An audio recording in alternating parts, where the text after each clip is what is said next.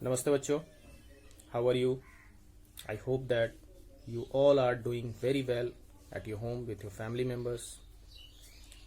Students, I hope that you all are studying very well at your home because our school, SRDAV Public School, is providing you the online study facility in this lockdown period. So, students, today we will discuss many more points of chapter 2 as we have already studied about the migration, its type, voluntary and forced migration. So let's start our next topic. So I instruct you all to watch this video very carefully till the end. So students, let's see the seasonal migration. This is another type of migration except voluntary migration and forced migration. That's why I have kept it in a note section. So let's start. The process of moving for a time in response to work as extra labor during sowing and harvesting season is called seasonal migration or employment. Example, in India, lots of farm labor from Bihar, Uttar Pradesh and Jharkhand moved to Punjab and Haryana to work as a farm labor. बच्चों, जब कुछ समय के लिए कुछ लोग किसी particular जगह पे काम करने के लिए जाते हैं, किसी खास मौसम में जाते हैं और फिर वह काम ख़त्म होने के बाद वापस आ जाते हैं, जैसे ही वह मौसम चेंज हुआ वापस आ जाते हैं, वैसे मूवमेंट को हम सीजनल माइग्रेशन कहते हैं। जैसे अभी बच्चों गेहूं की कटाई का समय चल रहा है, गेहूं को हार्वेस्ट किया जा रहा है, तो ऐसे समय में होता क्या था, देखने को क्या मिलता था कि हमारे गांव से भी, बिहार, झारखंड, यूपी के बहुत सारे गांव से वैसे फार्म लेबर जिन्हें खेती बाड़ी तो करनी आती है लेकिन उनके पास अपनी ज़मीनें नहीं है, वो लोग क्या करते, खेती बाड़ी का काम हम तो जानते हैं लेकिन हमारे पास खेत नहीं है तो करेंगे क्या, तो दूसरे के खेतों में काम करेंगे तभी तो जीवन चलेगा। तो वो वैसे farm labour Bihar, Jharkhand, UP से या किसी भी स्टेट से किसी दूसरे स्टेट में अगर इस काम के लिए एज ए फार्म लेबर वह कुछ समय के लिए जाते हैं और वह हार्वेस्टिंग सोइंग सीजन में काम करके वापस फिर अपने घर चले आते हैं, उसी को कहेंगे सीजनल माइग्रेशन। यह माइग्रेशन डिपेंड करता है मौसम के ऊपर। चूँकि अभी लॉकडाउन है, हमारे यहाँ से काफ़ी मज़दूर जाते थे पंजाब, हरियाणा, लेकिन अभी ऐसा सिचुएशन है कि सारे मज़दूर अपने अपने घरों में, अपने अपने गांव में ही हैं, कोई भी मज़दूर पंजाब या हरियाणा नहीं जा पाया है, जिसके वजह से वहाँ पे गेहूं की कटाई वगैरह में वहाँ के बड़े बड़े किसानों को काफ़ी समस्या आ रही है क्योंकि उनको मज़दूर नहीं मिल रहे हैं। तो यह भी एक तरह का माइग्रेशन है। Okay, next. So students, our next topic is migration in olden times. Migration is linked with human beings since ancient times, when people used to move one place to another in search of food and shelter. बच्चों, मानव जाति से, इंसानों से प्रवास का, migration का बहुत ही पुराना और घनिष्ठ संबंध है. As you have already studied in class 3 about the early mans. आप लोगों ने आदि मानव के बारे में क्लास 3 में ही पढ़ा होगा कि जब आदि मानव इस धरती पर रह रहे थे तो वह खाना, पानी और शेल्टर की तलाश में एक जगह से दूसरी जगह भटकते रहते थे. तो इंसानों ने सेटल्ड लाइफ, एक जगह रुक कर, एक जगह बस कर वैसा जीवन कब शुरू किया? So let's see here. The settled life began when man become a food producer. They started growing crops on a piece of land till the soil was fertile. Then they moved to the another piece of land. This system is called shifting agriculture. बच्चों, इंसानों ने settled life, एक जगह बस कर जीवन तब शुरू किया जब वह फूड प्रोड्यूसर बन गए. मीन्स कि उन्हें खाना पीना के लिए किसी और के ऊपर डिपेंड नहीं होना पड़ा, उन लोगों ने खुद ही खेती बाड़ी करना शुरू कर दिया। ठीक है, वो लोग शिफ्टिंग एग्रीकल्चर करके अपना जीवन चला रहे थे। ओके, जब कभी कोई ज़मीन को, कभी किसी ज़मीन के टुकड़े को पार्टिकुलर समय के लिए खेती बाड़ी के लिए यूज किया जाए, जब तक उसमें उर्वरक शक्ति हो, फर्टिलिटी हो, और उसके बाद वह कुछ समय तक खेती किए, जब तक उसमें फर्टिलिटी रही उसमें खेती करते रहे, अनाज उगाते रहे, और जैसे ही उसमें फर्टिलिटी ख़त्म हुई, हम उस ज़मीन को उसी जगह छोड़ के दूसरे ज़मीन पे खेती बाड़ी करने चले गए। इसी को बोलते हैं shifting agriculture system. Okay, we will discuss shifting agriculture separately, so let's move to the next page. So students, here we will see the shifting agriculture. Shifting agriculture, growing crops on a new piece of land till the soil is fertile, is called shifting agriculture. Or shifting agriculture is a system in which a piece of land are cultivated temporarily till the soil is fertile, then abandoned and allowed to revert its fertility and natural vegetation while the cultivator moves to another plot for cultivation. बच्चों, shifting agriculture को हिंदी में स्थानांतरित कृषि कहते हैं।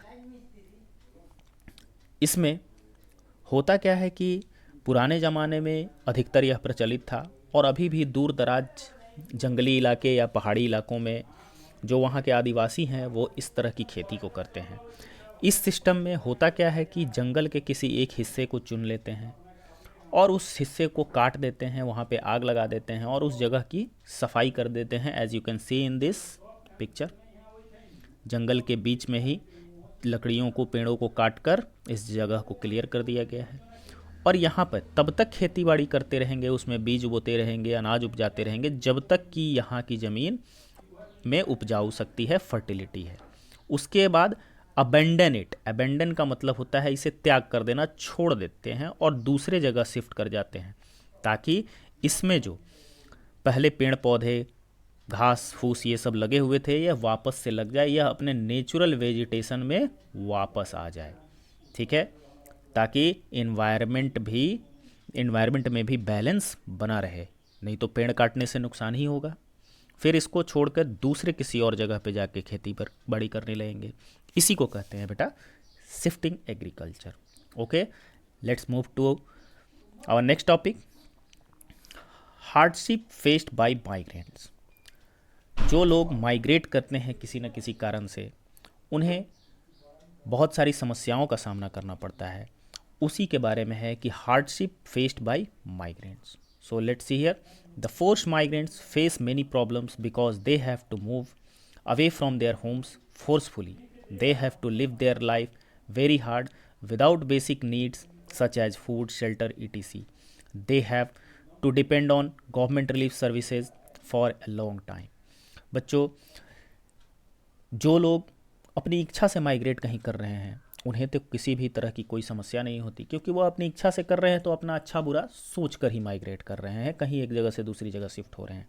लेकिन जिन्हें किसी मजबूरीवश अपने पुराने घर, अपने पुराने संपत्ति, पुराने एसेट, पुरानी ज़मीन को छोड़ के दूसरे जगह माइग्रेट होना पड़ रहा है किसी मजबूरीवश, या तो बाढ़ आ गया हो एरिया में, या फिर भूकंप में घर ढह गया हो, या फिर कोई और समस्या हो, महामारी आ गई हो, कोई बीमारी फैल गया हो उनके गांव में, तो इस तरह की समस्या को देखते हुए लोग मजबूरीवश दूसरे जगह शिफ्ट करते हैं।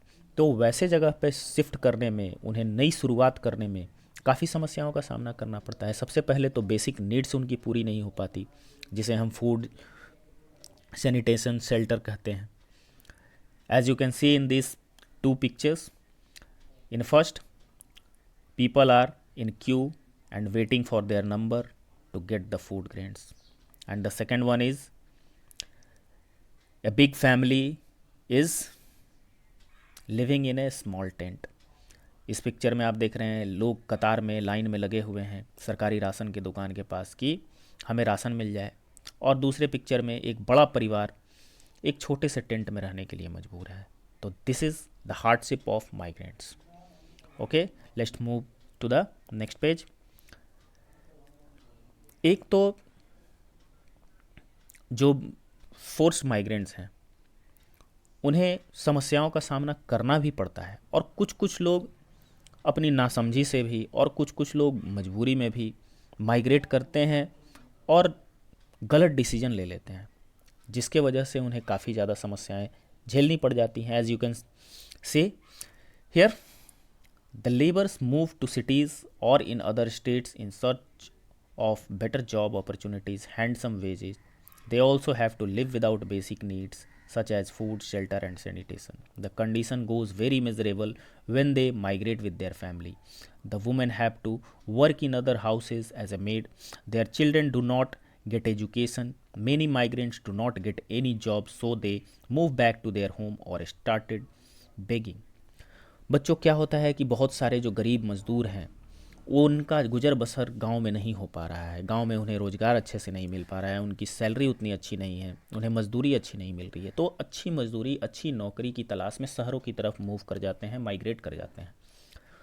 और बच्चे, आप सब जान रहे हैं कि वहाँ पे जाते ही हमें जॉब तो नहीं मिल जाएगा, नौकरी अच्छी नहीं तो नहीं मिल जाएगी, धीरे धीरे परिवर्तन आता है।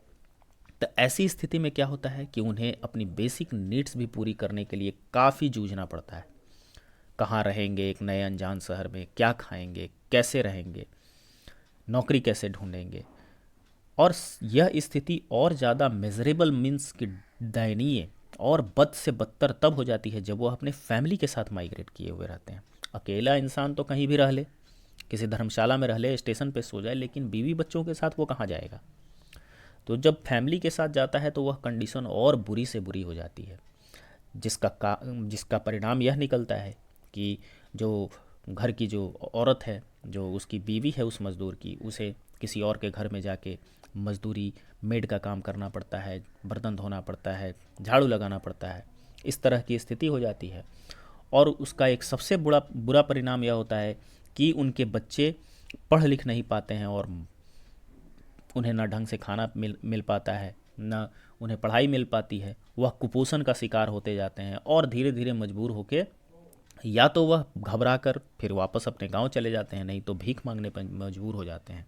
As you can see in this picture, एक बच्चा जो है जिसके फादर को कोई नौकरी नहीं मिल रही है, यह भी भीख मांगने के लिए मजबूर है, यह रिक्वेस्ट कर रहा है, please give my dad A job. तो माइग्रेशन का ये बहुत ही बुरा पक्ष था जिसको अभी हम लोगों ने देखा। Now let's move forward to our next topic, joy of migration. Migration की खुशी भी बहुत लोगों के होती है, माइग्रेशन को बहुत लोग एंजॉय करते हैं।